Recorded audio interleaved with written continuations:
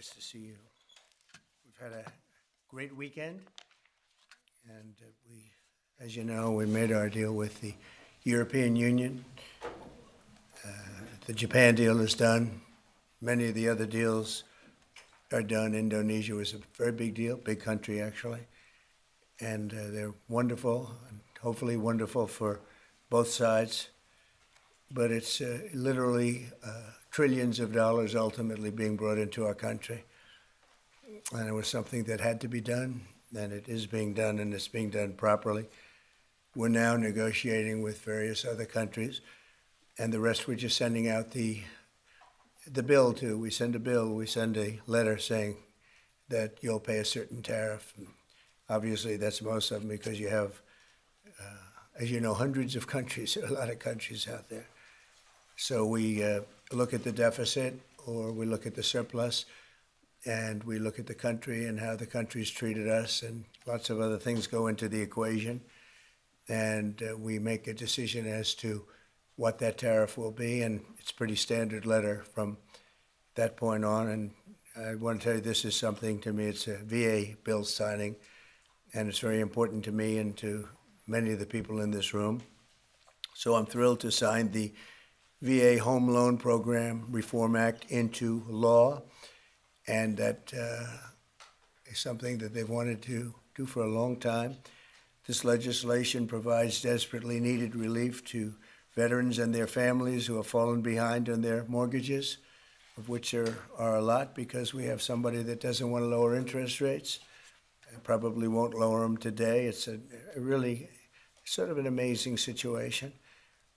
And it helps keep our promise to end veterans' homelessness, and we're going to do that for America. We're going to do that for our great veterans. I'm thrilled to be joined by the bill's sponsor, Congressman Derek Van Orden. Where is Derek? Right here. Derek? Hello, Derek. I didn't see you back there. Well, I'm a Navy SEAL. Snuck out That's you. And Mike, how are you, Mike? Mr. President. These two gentlemen are terrific. They are working together, and they've been working together, Mike, a long time on this. So I just want to thank you both, and I'll ask you to say a couple of words. An estimated 61,000 American veterans are in danger of losing their homes, as you know. But thanks to this bill, the Department of Veterans Affairs will be empowered to pay loan holders the necessary amount to prevent foreclosures on our veterans, so our veterans won't be foreclosed and put out onto the streets. It's very important. This bill also creates a 5-year partial claim program that could benefit up to 3.7 million veterans. That's the kind of numbers you're talking about. It's big stuff. The costs of the program are fully offset and will add nothing at all to debt. This common sense legislation had overwhelming support and passed unanimously in the House and the Senate. Wow. When was the last time that happened? That's pretty impressive. My administration is committed to doing everything possible to ensure that our veterans are treated with respect and treated as well as anybody in this country. They're so important. They're so great. They've suffered so much in many cases. In May, I signed an executive order to open the National Center for Warrior Independence in Los Angeles, California, which will house up to 6,000 homeless veterans. You know, until we came along, they treated the veterans far worse than the illegal immigrants. They came in, they were staying in hotels, luxury hotels, and the veterans are staying outside of the sidewalk on the same hotel. Some pictures are just incredible. In addition, we'll also be opening a full-service VA center in New Hampshire, which is the only state in the union to not have a VA center. And I made that promise to the people of New Hampshire a long while ago, and we got it done. It's the only state that doesn't have, and yet you have a lot of veterans in New Hampshire. We're slashing the wait times at VA medical centers, and we're bringing back VA choice and VA accountability, which I had and the Democrats abandoned. It made it so much better. Accountability meaning if you treat our veterans badly, we treat you badly. You get fired and beyond that. And VA choice is you can get out and you can, if you don't have a doctor ready, willing, and able to take care of you within the VA, you go outside, you go see a doctor, you get better, and we pay the bill. and the veterans loved it. We had a 92% approval rating. And what did the Democrats do? They came along and they ended both of them, and they hired back many of the people that we fired. We fired people and replaced them with great, loving people. But we fired people who were sadists. In many cases, they were sick. They were thieves. They were stealing. And they hired them back. The accountability, meaning the VA accountability, it was a big deal getting it passed because you have unions, you have all sorts of problems to go through. We got it through everything. And the Democrats, as soon as they got back, they hired many of the worst people right back, and we're getting rid of them. But I want to thank the two gentlemen standing behind me, and I'd like to ask you just to say a couple of words, and then we'll take a few questions if you'd like, and we'll sign the bill, and our veterans will be very happy about it. Thank you. Mike, do you want to start? Sure. Well, first off, thank you, Mr. President, for signing this bill today. Let me tell you that not only this bill, which will help make sure that those veterans have got themselves in a situation where maybe they would be foreclosed on, it gives them just a little bit extra help without the government going into a banking business like what we had with the previous administration. I also want to say thank you too, though, for appointing Doug Collins as our secretary for the VA. As chairman of the VA, having the opportunity to work with Doug, one, because we worked together before, but he has the right attitude, and the attitude is the VA is not about bureaucracy. It's about the veterans, and we want to keep it that way. That doesn't mean we don't have a good workforce. What it means is that workforce is focused on the veterans, not on making sure that the VA grows, but making sure that the VA does the job it's supposed to do. And thank you, Mr. President. It's your leadership that allows that to happen. Thank you, everybody, for coming here today. Thank you, Mr. President, for hosting us here. I'm the longest-serving enlisted member of the United States military to ever get elected to Congress in the history of our nation. And I'm unequivocally stating right now that President Donald J. Trump is the most positive, pro-veteran president in the history of this country. And so he backs up his words with deeds, and this is another example of how President Trump is taking care of our veterans. So, sir, I'm very thankful for you, for your leadership, and let's get this thing done and get our veterans into homes. So God bless you, and God bless the United States. Thank you, my friend. Thank you. Let's sign first, and we'll take a couple of questions. Yes. I'll get it done. We've been waiting a long time. And I do want to commend Doug Collins, because I hear he's doing He's doing a fantastic job. He's done an incredible job.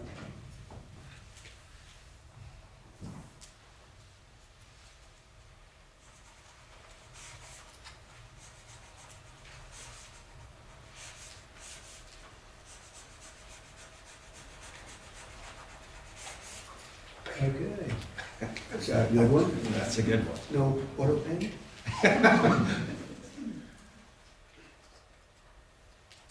It's a very important bill, and we want to thank everybody for the great help, but in particular, you two guys have done a fantastic job. Thank you very much. Okay, take a pen. Take a pen. Take another pen. And we'll take them and give them to the other people to help. Okay? Very well. Okay, questions? Mr. President, you said that higher interest rates are making it harder for veterans to refinance. There's a stronger than expected GDP report this morning. What do you say to analysts who worry that lowering interest rates would actually lead to inflation? Well, if that happens, then we just raise them. What you do is you lower them, and let's see if there's inflation. Right now, there's no inflation. Everybody thought there would be. All we have is billions of dollars of cash pouring into our country from other countries that took advantage of us for many, many years. You know, they were taken advantage of. We were like the stupid people that didn't know what they were doing. They took advantage of us. Other countries, friend and foe. And by the way, the friend was oftentimes much worse than the foe when it comes to trade. So if that happens, what you do is you raise your rates and you do what you have to do to stop inflation. But we're keeping the rates high, and it's hurting people from buying houses, and we don't want that. If for any reason that happened in a year or two, if there's some signs of inflation coming back, right now there's not. We have a great thing going. I think we're going to have the richest economy you've ever seen. We have money coming in that we've never even thought about at numbers that nobody's ever seen before. We have a deal with Japan where they're going to pay us $550 billion. We have a deal with Europe where they're doing $750 billion plus $400 billion plus $300 billion. And many other countries, it's likewise, relatively, those are two big ones, but likewise. So we have a lot of money coming in, and we have no inflation, and we're very strong, and we should be lowering the rates. Each point that this gentleman keeps up costs us $365 billion a year. Think of that. 1 point, $365 billion. If you bring it down a point, we save 365. We should be the lowest interest rate, and we're not. We're 38, number 38, because of the Fed. It's all because of the Fed. He's done a bad job. Now, he's got a meeting today, but I call him too late. He's always too late. Even if he does it today, probably won't. I hear they're going to do it in September, not today. For what reason? Nobody knows. But Europe, as you know, cut their rates 11 times in the last short period of time. But the good news is we're doing better than anybody anywhere in the world. Nobody's doing anything even close to us, even with the higher rates. The higher rates do affect housing, though, because people can't go out and get a loan or refinance their house. And it would be nice to have them be able to do that. That would be just another check of a box. That would be very important. Yeah, please. Mr. President, you mentioned today that India, in addition to its 25% tariff rate, would pay an additional penalty because of its support of Russia. What is that additional penalty? And are other countries facing the same threat? Well, we're negotiating right now, and it's also BRICS. They have BRICS, which is basically a group of countries that are anti the United States, and India is a member of that, if you can believe it. It's an attack on the dollar, and we're not going to let anybody attack the dollar. So it's partially BRICS, and it's partially the trade situation. It's the deficit. We had a tremendous deficit. So, as you know, Prime Minister Modi's a friend of mine, but they don't do very much business in terms of business with us. They sell a lot to us, but we don't buy from them. You know why? Because the tariff is so high. They have one of the highest tariffs in the world. Now, they're willing to cut it very substantially, but we'll see what happens. We're talking to India now. We'll see what happens. It doesn't matter too much whether we have a deal or whether we charge them a certain tariff, but you'll know at the end of this week. August 1st is a very big day for this country because money is going to pour into the United States like we've never seen before. Yes, ma'am. Thank you, Mr. President. Senator Hawley introduced legislation that would ban members of Congress from owning or trading individual stocks. It extends to the president and vice president. Are you in favor of that legislation? Well, I like it conceptually. I don't know about it, but I like it conceptually. And, Nancy Pelosi became rich by having inside information. She made a fortune with her husband, and I think that's disgraceful. So in that sense, I'd like it, but I'd have to really see I study these things very carefully, and this just happened. So I'll take a look at it. But conceptually, I like it. And what I do think is Nancy Pelosi should be investigated because she has the highest return of anybody practically in the history of Wall Street, save a few. How did that happen? It happened by she knows exactly what's going to happen, what's going to be announced. She buys stock, and then the stock goes up after the announcement's made. And she ought to be investigated. Mr. President, Harvard is reportedly willing to settle with you for $500 million. Is that enough? Well, it's a lot of money. We're negotiating with Harvard now. They would like to settle, so we'll see what happens.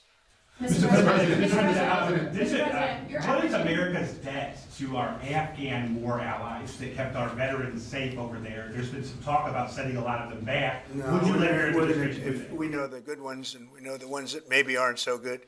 Some came over that aren't so good. And we're going to take care of those people. The ones that did a job, the ones that were told certain things. A shame what happened. One of the most disgraceful episodes in the history of our country. The way we left Afghanistan was just a disgrace.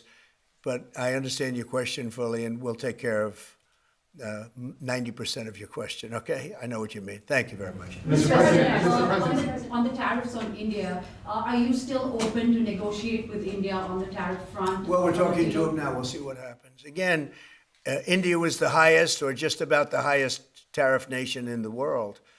And one of the highest, 100 points, 150 points or percentages. So India was one of the highest in the world. They had won one 175%, and higher than that. You know, who's another higher one is Canada. They've been charging our farmers 200%, 300%, 400% for years, and nobody did anything about it. But India is one of the highest, so we're going to see. We're negotiating with India right now. China, Cash Patel reportedly found burn bags of Russiagate materials, and I'd love to get your thoughts on that. He said what? Burn bags of Russiagate materials I don't that know FBI that. supposedly found. I don't know that. I don't know what you mean by that statement. Say, Bags full of Russiagate oh, documents. Bird Bag. I thought you said Well, appointed a man named Bird Bag. Go ahead. You got to speak up. Thousands of documents in these bags, supposedly burn bags at the FBI in the secret room. Well, I want everything to be shown, you know, as long as it's fair and reasonable. I think it will be shown and it should be shown. And I think he feels that way, and I think Pam feels that way. But it's got to be, you know, it's got to be stuff that really doesn't hurt people unfairly, because you have so many people involved. And if they can do that in a fair way, I think it's great. I think it's really great. The whole thing is a scam. It's a scam set up by the Democrats, and they love talking about it. But I would like to see people exposed that might be bad, and we'll see how that all works out. But it's getting to be very old news. You know, if they had anything, they would have done it the week before the election, because they were losing by a lot. If they had anything, they would have done it. They controlled the file. The Democrats controlled it. Comey and all this, you know, sleazebags, every one of them that you read about all the time. And I guess they've got some problems now having to do with yet a different scandal, very big one. But they control that file. So I would think that if they would have had something in the file, they would have released it about a week before the election, maybe 2 weeks, right, Brian? Go ahead. Mr. President, welcome home, by the way. Thank you very much. Good to see you. It was a great trip. It was an amazing trip. Look good. For the country. For me, it was okay, but for the country, it was an amazing trip. Go ahead. It was. Many parents are preparing to send their kids back to school in a few weeks. Now, this will be the first time they've gone back to school under the second administration for you. Now, the previous administration labeled a lot of parents domestic terrorists for showing up to school board meetings. What's your message to parents now as they return their kids to school, knowing that they have the support of you? Well, the beautiful thing is, as you know, we've gotten rid of the woke. Woke is gone, and I think pretty well buried. We're going to make sure it's buried. But the parents are now taking over the school boards. They're getting rid of these people that probably didn't like the children very much based on what they were doing. And it's a big difference. And, you know, one of the other things, and I keep watching these talking points that the Democrats have, they say, oh, prices are up. No, prices are way down. Fuel is down. Groceries are down. Things like eggs are way down. You know, when I came in my first week, the eggs had gone up like 4 or 5 times. Nobody had ever seen anything like it. And they were hitting me about eggs. I said, I just got here. It was one of my first maybe my first news conference. And we have eggs down now to a point where they were actually lower than even before. So I just want everyone to know prices are way down, and that's a big thing. Groceries, everything. If you look at fuel, $2.35 a gallon, a lot of that. But we actually had 4 states where it's down $1.99, $1.99 as opposed to $3.50, $4, and it went up a lot higher than that. They got rid of my policy, and then it went through the roof, and then they brought my policy back, but it was too late. They blew it. We had the highest inflation in the history of our country, and now we have no inflation. We have nothing but cash coming in. The world respects us again. We're a really great, proud country, and I say it, I'll say it again, many, many leaders of other countries, I'm dealing with a lot of them today on their tariff situation. They owe us a lot of money. But many countries said to me, and almost in the same words, you were a dead country 1 year ago, and today you're the hottest country anywhere in the world. We are the hottest country right now anywhere in the world, and that's why we're taking care of our veterans, okay? Thank you very much, everybody. China. Mr. President, on China, the Secretary of Defense briefed you today. You guys, We're moving along with China. We're doing fine with China. I think it's going to work out very well. We're right in step. I think we're going to have a very fair deal with China. Thank you. Mr. President.